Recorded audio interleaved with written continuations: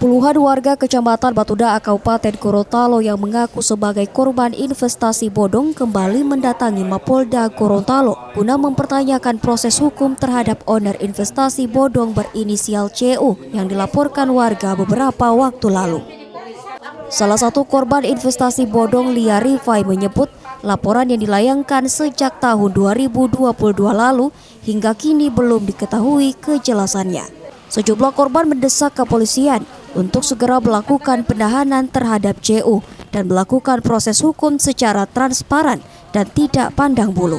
Datang ke sini cuma mau tanya masalah yang kemarin yang Ibu Cindy Usman itu yang sebagai owner investasi bodong, prosesnya sampai di mana.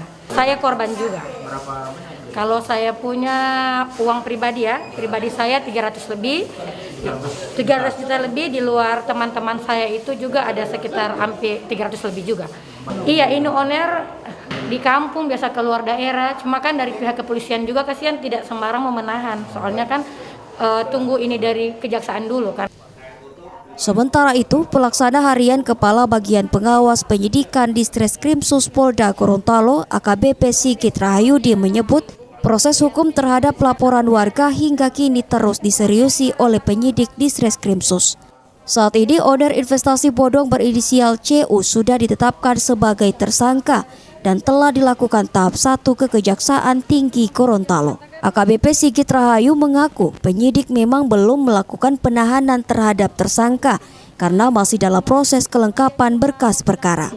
Dan kami sudah menyampaikan bahwa untuk CU ini, tersangka CU ini sudah kita tetapkan sebagai tersangka dan juga berkasnya sudah kita kirim ke kejaksaan dalam berupa tahap 1.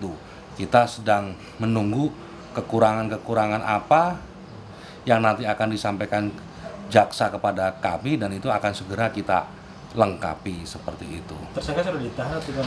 Untuk tersangka CU ini belum kita tahan karena pertimbangan dari penyidik ada beberapa, yaitu yang berkaitan dengan kelengkapan di dalam pemberkasan. Karena kasus ini lex spesialis undang-undang perbankan sehingga membutuhkan penyidikan yang lebih kompleks dibandingkan dengan hukum-hukum pidana umum lainnya.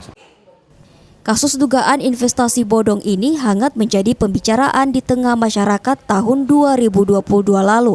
Oknum CU yang kini dijadikan tersangka oleh polisi saat itu mengumpulkan dana warga dengan modus arisan dan diiming-imingi keuntungan 50 hingga 200%. Modus arisan ini kemudian dilaporkan warga karena oknum CU tidak bisa mengembalikan dana masyarakat sebagaimana yang dijanjikan. Mamat Kaidah, Kompas TV, Gorontalo.